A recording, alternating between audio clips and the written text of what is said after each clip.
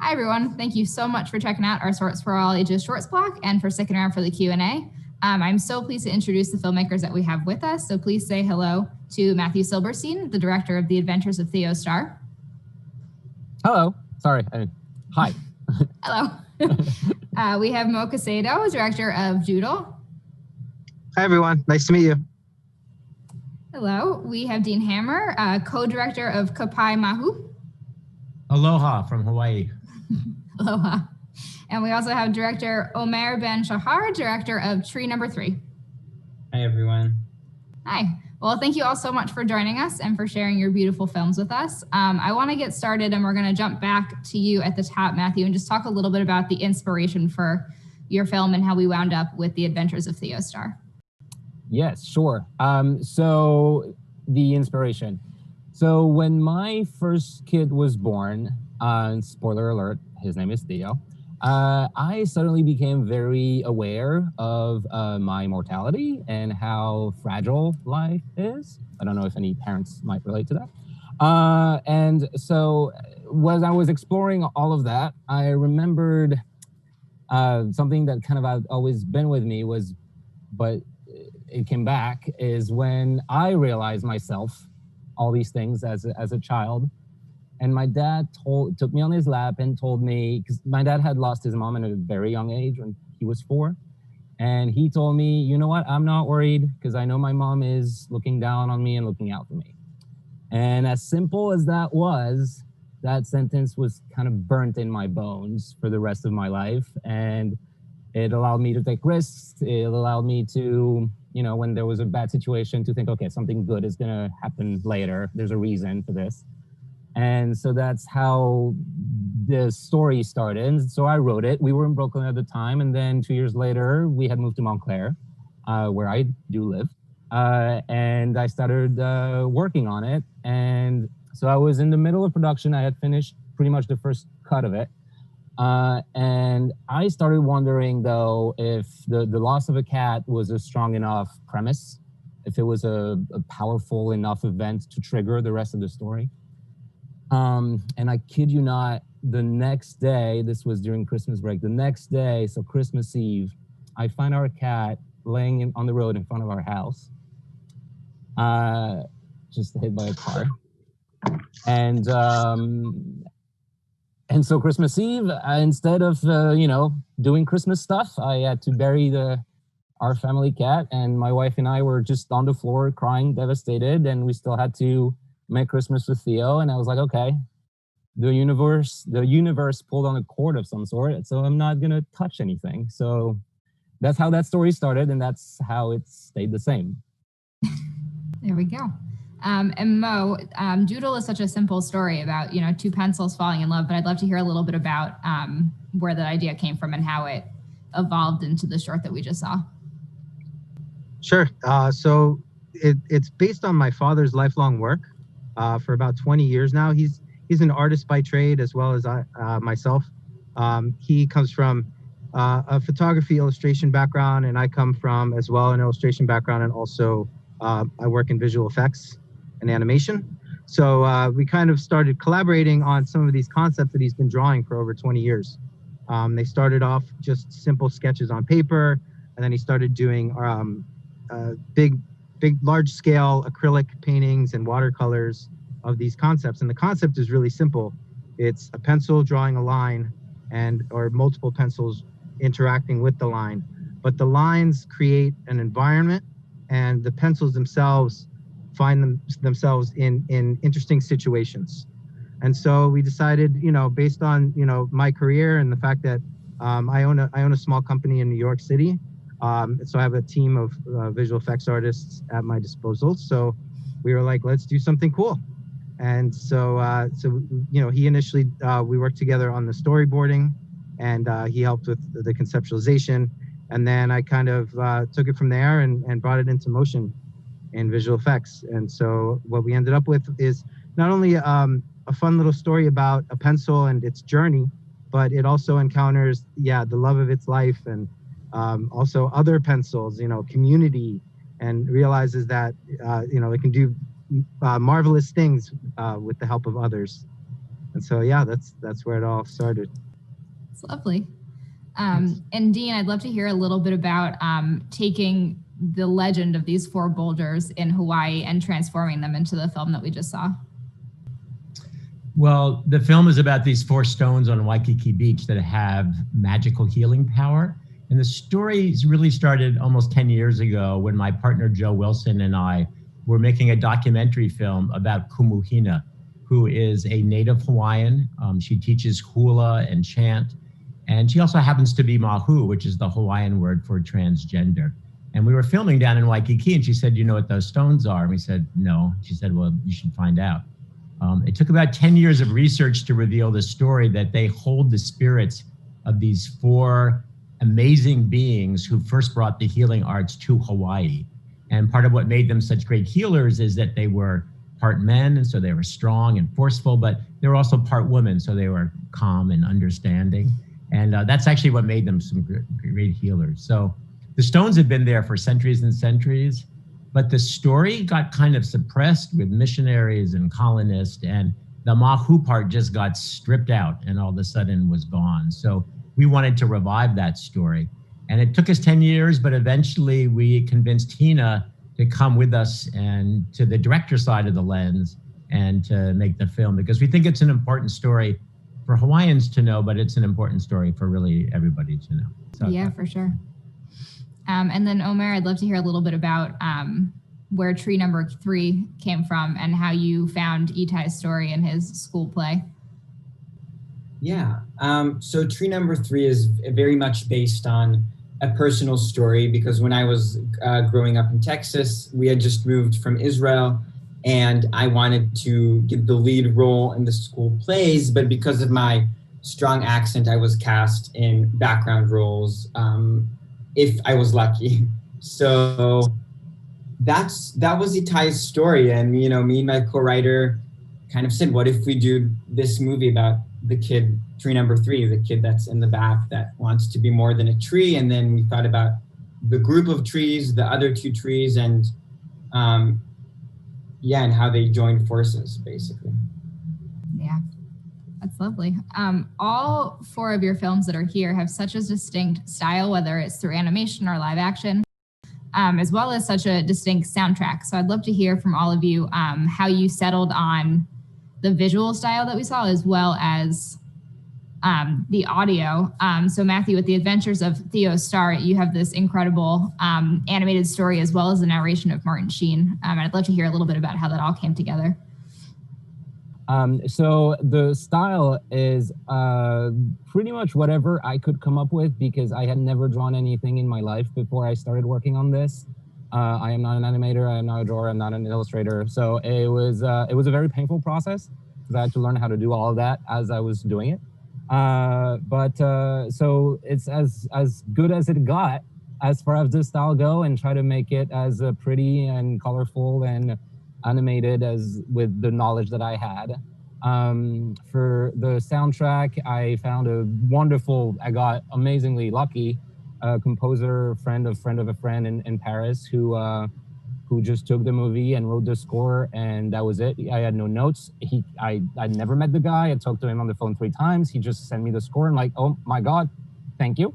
And as far as Martin Sheen, it's a long story. It was a long process that involved lawyers, agents, canceled flights, SAG stuff, and the most lonely and hard and production day of my life. But the short version of it is I wrote him a letter, and I sent it to his agent with a rough cut of the film, and he agreed to do it. Maybe he just really likes rhymes. Maybe, or I think maybe the story spoke to him. I will never know, but it was a gift, and I will cherish those 2 hours I spent with him in the studio for a very long time. It turned out lovely, so whatever the reason, I'm glad that it all worked out. Thank you, Mr. Sheen. And then Mo, we talked a little bit about where the look of Doodle came from, but the music as well just really carries you through these pencils, swirling around and drawing with each other. How did you work to develop that sound to really amplify the visuals that you already had laid out from your dad?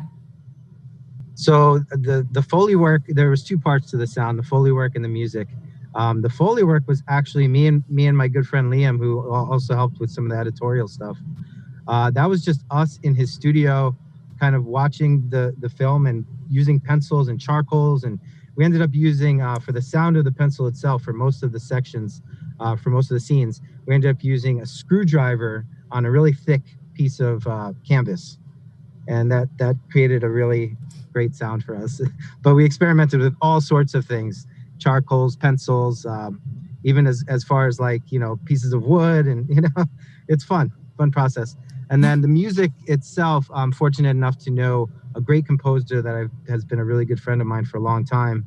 And he just wrote a very simple piano piece that we then brought to another composer who specializes in more of the environmental kind of stuff. So he added all of the secondary little like dings and cymbals and all that stuff, and the voices. And so yeah, that's how it all came together. I was fortunate enough to know some really talented musicians. It always helps. I love finding out what objects people use to get all the Foley sounds down, because it's never what you think it is. Yeah, exactly. It's so fun. And then Dean, you have this incredibly beautiful animation going on in the film, as well as narration that is in a native Hawaiian language. Was it always the plan to stick with that? And I'd love to hear a little bit about finding your visual style as well, just because it came together so nicely. We spent a lot of time thinking about the question, how do you take an orally transmitted story from centuries ago, before there was writing or animation or anything like that, and how do you make it accessible today? And we went through a lot of iterations. At one point, it was going to be a children's book. At another point, a live action film. But finally, we realized that we had to be able to hear the voice and hear it in Hawaiian, that's how these stories are transmitted. And that really animation was the only way to go, because these are sort of supernatural characters, but sort of real characters, and animation is the best way to do that. So then we looked, who's an animator? Because I can't draw at all. We found Daniel, who has a history of animating legends and myths, and it was working on some Native American stories. So that was a great fit. The visual style really came out of Polynesian art, and it's based on tapa, which is bark, beaten bark, which you'll see big cloths all the time with symbols on them. So that's really where the palette and the whole style came out of. And then lastly, about the music, we had a great composer, Dan Golden, who's done a lot of work with Sousa, but we also got Kamaka'iva Kanakaoli, who's from probably the most famous hula family, and who happens to also be Mahu. So when she heard about this story, she did a really great chant where sometimes she sounds like a man and sometimes more high. And that was really exciting to have her involved, because it brings a whole genealogy of storytelling into the project. Yeah, that's great. And then Omer, obviously Tree Number 3 is a live action film, but it has such a distinct look to it. So I'd love to hear a little bit about finding your visual style, and then also talk a little bit about the score that you have going. It almost kind of sweeps you up in the fantasy of Itai's revolution against the school play. Yeah, the score was done by Claudio. I hope I pronounced the last name right. Olicia. I don't know. I have to ask him. I wish I had asked him before.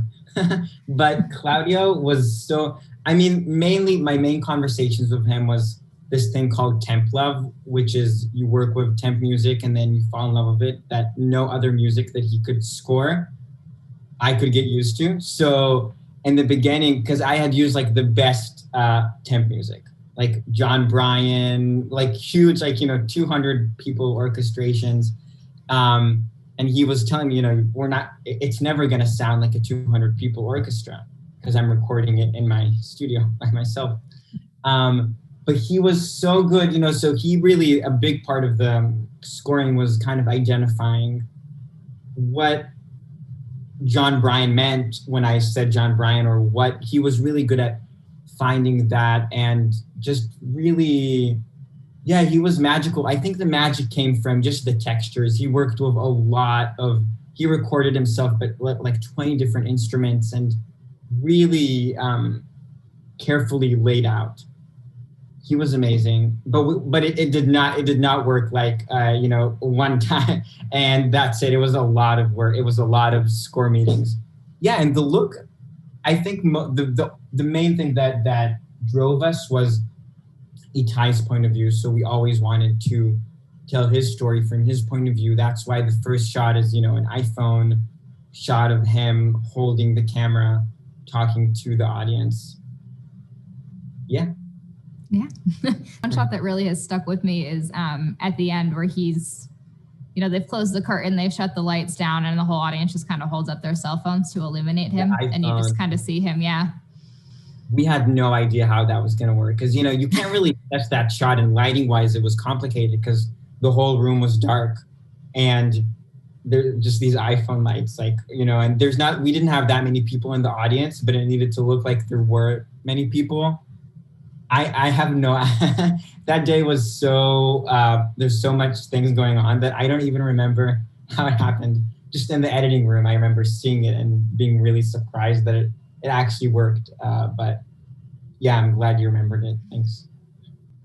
Good. In a normal year in our Shorts for All Ages program, we usually have an audience that's about, 85% kids, and the rest is just their parents that came out with them. So I'd love to hear from all of you what lessons you hope all viewers, both young and old, can take from your films, down to, the youngest kid to the oldest adult. So we'll start back with The Adventures of Theo Star. I did not prepare for that question. It's what I always say, and how I envision the film is that it's I see it as a roadmap for hope. It's about finding the silver lining. It's about having confidence that you're not alone in this whole thing. And I think that's the best way I can describe it. And that works for every ages, especially now. I could use a roadmap for hope. And I'm sure that our kids can too. For sure. How about with you, Mo and Doodle? I would say there's two parts to this answer. One would be kind of a creative answer, which would be to keep things simple is sometimes a better way to go. A lot of artists, they tend to overly complicate drawings or paintings or concepts, but sometimes it's nice to break things down to its simplest form in order to really get the point across in a clean way. So less is more, visually and creatively. And then the next, the analogy of the story would be, your journey through life and be willing to try different things and take chances. If you're not happy in one thing, then try something new. Don't just stay there. Yeah, that's great. And then Dean, how about with what you hope viewers will take away from Kapai Mahu? I hope kids will come to realize that if another kid is a little different than you, it doesn't mean that they're less than you. And that kids that are kind of boyish and kind of girlish at the same time, those are the really cool kids. They have the secret power because they know how to do a lot of stuff. So stick with them. For sure. And then Omer, how about true number 3? I feel like I'm always scared of this question because it's after the movie. So it's like whatever they took away from it, I'm happy with it. I don't want to ruin it and say something that they didn't think they want to take away. But I think it's, in true number 3, it's just not to let others define you. And if, you're giving the role, if you've been given a role that you feel doesn't suit you, you need to make it work and also not believe that you are just tree number 3 just because your drama teacher didn't like your accent. Yeah. Great. Well, thank you all so much for joining us and for sharing your films with us. It was such a pleasure talking to you all. And please be sure to check out all the rest of the content that we have on MFF's Virtual Cinema. Have a good one.